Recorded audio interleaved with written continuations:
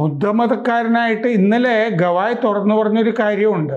ജാതി സംവരണത്തിൻ്റെ അടിസ്ഥാനത്തിലാണ് ഞാൻ സുപ്രീം കോടതി ജഡ്ജി ആയത്. ഗവായ് തുറന്നു പറഞ്ഞു. ഇന്നലെ ഗവായ് തുറന്നു പറഞ്ഞു. കാരണം ആളുകൾ ചോദ്യം ചോദിക്കാൻ തുടങ്ങി.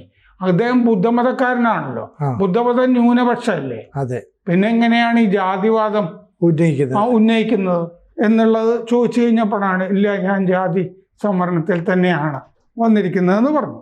അപ്പോൾ രാകേഷ് കിഷോർ പറയാണ്, വിഷ്ണുവിനെ പറ്റി ഈ മോശം പറഞ്ഞപ്പോൾ, ഗവായ് അപമാനിച്ചു കഴിഞ്ഞപ്പോൾ അദ്ദേഹത്തിൻ്റെ ഉള്ളിലുള്ള ഹിന്ദു വിരുദ്ധതയാണ് പുറത്തു വന്നത്.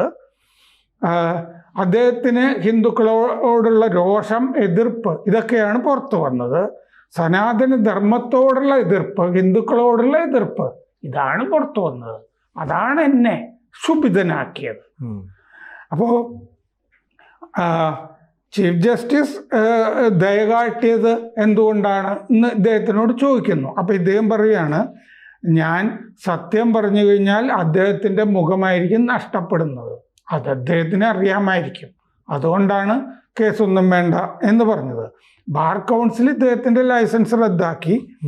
പിന്നെ കരിയറല്ലേ, അപ്പോൾ അത് ചോദിച്ചപ്പോൾ അദ്ദേഹം പറഞ്ഞു, എൻ്റെ കരിയറല്ലേ പോയുള്ളൂ, എൻ്റെ ജീവൻ പോയിട്ടില്ലല്ലോ, ഞാനിവിടെ ഉണ്ടല്ലോ, ദൈവം പറഞ്ഞത് ഞാൻ ചെയ്തു, ഞാൻ തന്നെത്താനെ ചെയ്തതല്ല, ദൈവം പറഞ്ഞിട്ട് ചെയ്തതാണ്, എനിക്കതിൽ ഖേദമില്ല.